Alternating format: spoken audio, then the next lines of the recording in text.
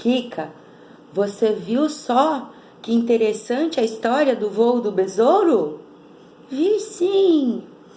Então, essa história, né, esse conto, essa fábula do besouro, ela é usada numa ópera, num encerramento de um dos atos da ópera, tá bom? Então, como eu já disse, né, um cisne mágico transforma o príncipe em besouro para ele encontrar o pai dele. Agora, Kika, a gente vai escutar o som do besouro. Vamos lá? Você quer escutar o som do besouro? Eu quero! Então vamos escutar.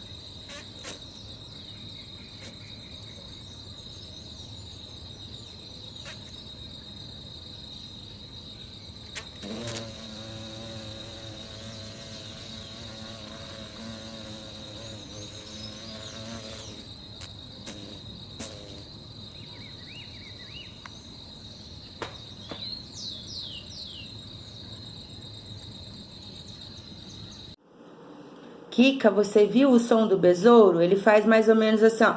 Zzz, zzz, zzz, zzz. Faz você agora, Kika. Zzz, zzz, zzz.